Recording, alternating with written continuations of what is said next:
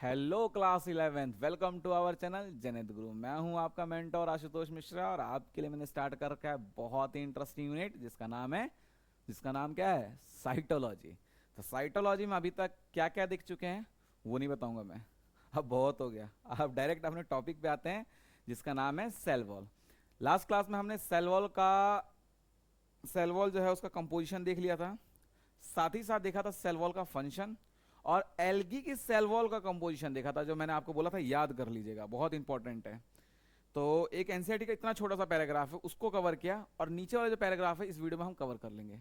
इसके अलावा भी एक्स्ट्रा बातें बताऊंगा मैं जो आपके कंपटीशन पॉइंट ऑफ व्यू से इंपॉर्टेंट है। ठीक है, तो चलिए देर नहीं करते हैं, एक बार फटाफट क्विक रिकैप लेंगे पिछले लेक्चर का और फिर वीडियो को कंटिन्यू करेंगे। चलिए शुरू हो जाते हैं। देखिए लास्ट क्लास में हमने क्या पढ़ा था, देखिए इधर देखिए। देखिए लास्ट क्लास में मैंने सेल वॉल का फंक्शन बताया था आपको। सेल वॉल का फंक्शन क्या होता है? सेल वॉल का फंक्शन क्या क्या सेल वॉल का फंक्शन था? Protection, provide shape to cell, provide shape provide shape to cell,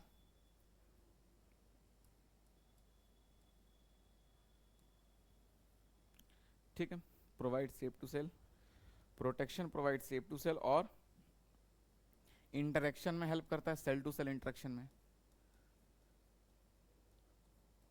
इसके अलावा क्या फंक्शन था? प्रोवाइड बैरियर, बहुत इंपॉर्टेंट फंक्शन है। Provide barrier provide barrier to provide barrier to undesirable undesirable macromolecule, undesirable macromolecule. ठीक है, ये था इसका फंक्शन। इसके अलावा मैंने आपको एल्गी जो है उसकी सेल वॉल का कंपोजिशन याद करने को बोला था। याद है? क्या है? कमेंट करके लिखिए, मैं लिख देता हूं यहां पे तब भी। देखिए क्या क्या था? Cellulose,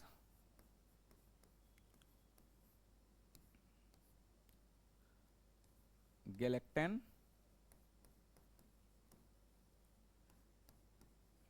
मेनास, minerals. ठीक है, मिनरल्स उसने एक एग्जांपल दे रखा था, मिनरल्स लाइक कैल्शियम कार्बोनेट। तो ये क्या है? कंपोजिशन है किसके? सेल वॉल का। किसके सेल वॉल का? एल्गी के सेल वॉल का। इंपॉर्टेंट है, इस क्वेश्चन आया हुआ है इस पे। अगर आप कोई अच्छी बुक लगाएंगे कंपटीशन वाले तो उसमें क्वेश्चन दे रखा है, मैंने देखा है खुद। ठीक है,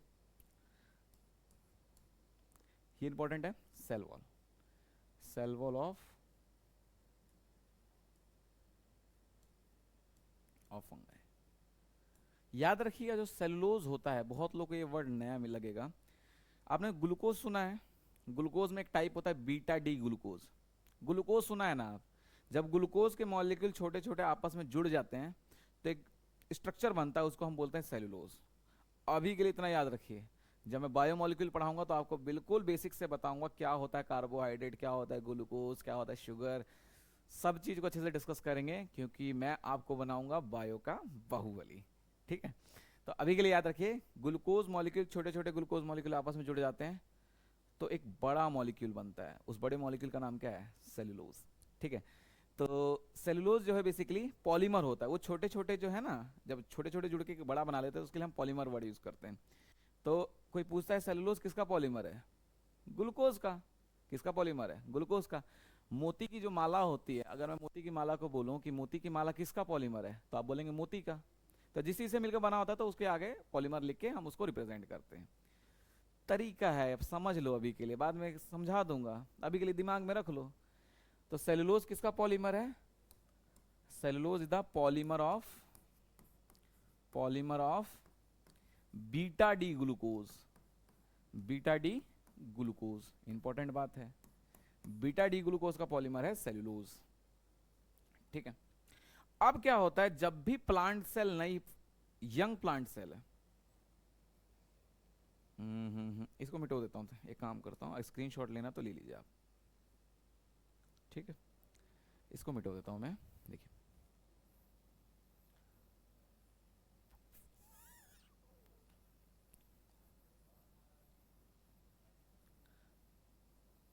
देखिए क्या होता है, जैसे मान लीजिए कोई प्लांट सेल फॉर्म हुई, बिल्कुल नई प्लांट सेल है, तो उसके बाहर जो सेल वॉल होगा,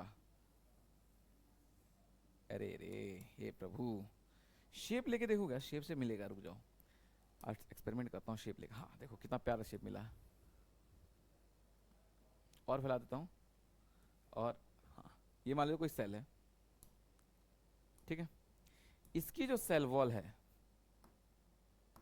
ग्रीन से दिखा रहा हूँ मैं, ये मान लीजिए ये सेल वॉल है इसकी, ग्रीन से दिखा दिया, ये प्लांट सेल है, बिल्कुल यंग प्लांट सेल है, तो इसके बाहर जो सेल वॉल होगी, ठीक है, जो नई वाली जो बिल्कुल सेल, जो नई सेल में जो सेल वॉल प्रेजेंट है, इसको बोलेंगे हम लोग प्राइमरी सेल वॉल। क्या बोलेंगे, क्या बोलेंगे, क्या बोलेंगे, क्या बोलेंगे, क्या बोलेंगे, क्या बोलेंगे, प्राइमरी सेल वॉल। क्या बोलेंगे इसे हम, प्राइमरी सेल वॉल। क्यों, क्यों बोलेंगे, क्योंकि शुरू से प्रेजेंट है। प्राइमरी सेल वॉल जो है ये मिलके बनी होती है सेलुलोज से। किससे, सेलुलोज से। इसके बाद जब ये सेल थोड़ी मैच्योर होती है, तो अंदर की तरफ एक लेयर बनता है, एक और लेयर बनता है सेल वॉल का, जैसे मैं इसको ब्लू से दिखा देता हूं, ये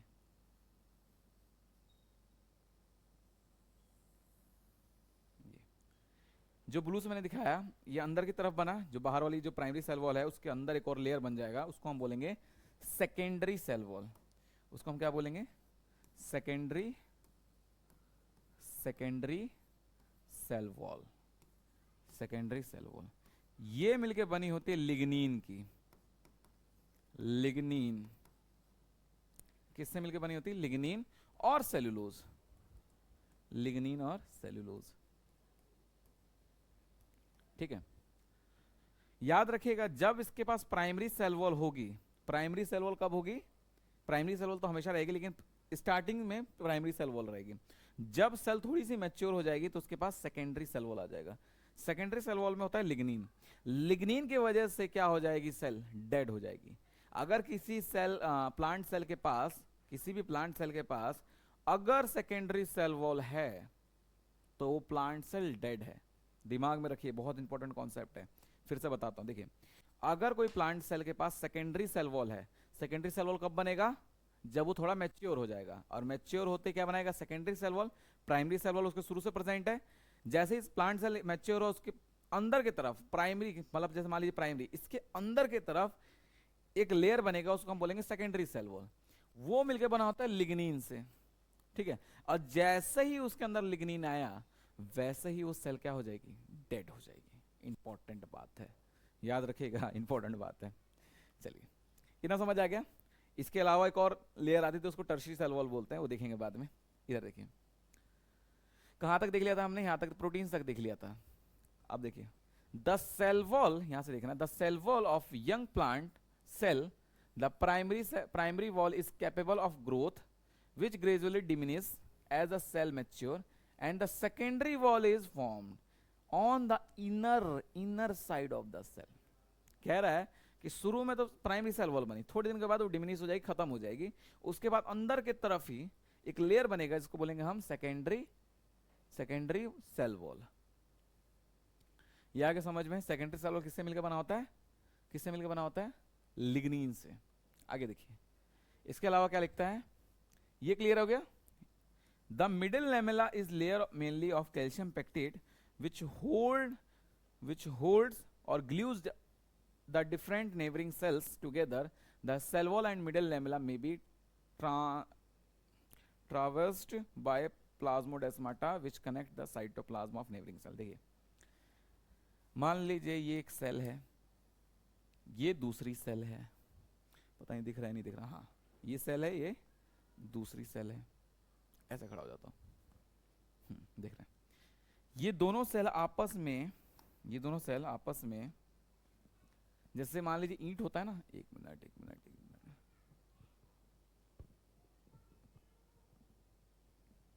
जैसे मान लीजिए ईंट होता है, दो ईंट को जोड़ने के लिए हम बीच में सीमेंट डालते हैं, उसी प्रकार से दो सेल्स को जोड़ने के लिए एक सीमेंट जैसा ही सब्सटेंस, समझ लीजिए आप, एक सब्सटेंस होता है, उसको हम बोलते हैं मिडिल लैमेला।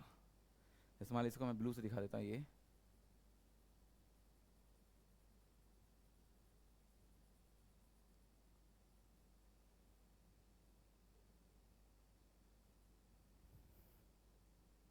इसको हम बोलते हैं मिडिल लैमेला।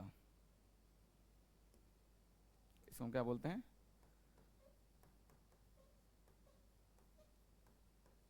Middle lamella. ठीक है, मिडिल लैमेला का कंपोजिशन याद रखिएगा किससे मिलकर बना होता है? कैल्शियम पेक्टेट से। कैल्शियम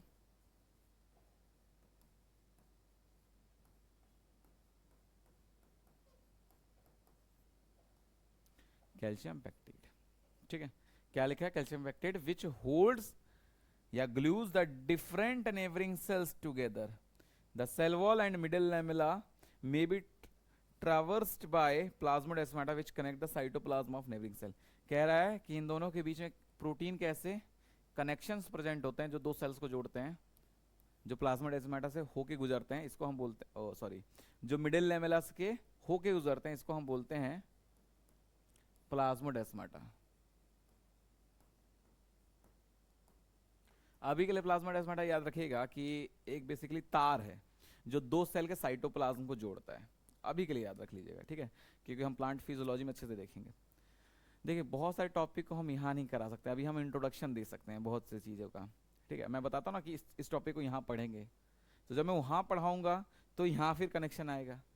तो इसीलिए पहले ये चैप्टर में पढ़ा रहा हूँ कि अगर यहाँ से थोड़ा थोड़ा क्लियर होता गया ना तो वहाँ जाके दिक्कत नहीं होगा। इसीलिए तो इसको बेस बोलते हैं सारे चैप्टर का। साइटोलॉजी एक तरह से नींव है पूरे बायोलॉजी की। ये सही नहीं हुआ तो पूरा बायोलॉजी खराब है। 11th-12th की बायोलॉजी बिल्कुल झूला हो जाएगा, झूलाते रहना फिर। ठीक है, तो चलिए, तो ये सारी बातें लिखी हैं एनसीईआरटी में। आज का जो लेक्चर था प्योरली एनसीईआरटी बेस्ड था, तो इस वीडियो में इतना ही रखते हैं। नेक्स्ट जो वीडियो आएगा उसमें हम देखेंगे कुछ एक्स्ट्रा पॉइंट देखेंगे जो थोड़ा सा एनसीईआरटी के बियॉन्ड है, और थोड़ा सा कंपटीशन को भी कवर करेंगे। ज़्यादा नहीं, थोड़ा सा कराऊंगा। तो तब तक के लिए पढ़ते रहिए। धन्यवाद, ध्यान रखिए, नोट्स बनाइए, कॉपी पेन लेके बैठिया कीजिए लेक्चर देखने के लिए, और अपना ध्यान तो रखना ही है। ठीक है, फालतू की चीज़ों में दिमाग मत लगाइए, और जितने भी वीडियो हैं वो सबको कवर कर लीजिए। लाइव लेक्चर्स आते हैं हमारे रोज़ 11th-12th के, 11th-12th के रोज़ लेक्चर्स आते हैं। जो 11th का जो लाइव लेक्चर है वो 8 बज के कुछ मिनट पे है, और 12th का जो है वो भी 9 बज के 6 मिनट पे आता है। तो उसमें अगर लाइव का फ़ायदा ये रहेगा कि आप मेरे से मतलब कम्युनिकेट कर पाएंगे और अपना क्वेश्चन या डाउट पूछ सकते हैं मुझसे उस टाइम पे। तो ये इन्फॉर्मेशन इंपॉर्टेंट है आपके लिए, ध्यान रखिएगा इसको। ठीक है, तो तब तक के लिए पढ़ते रहिए, ध्यान रखिए, तब तक के लिए धन्यवाद।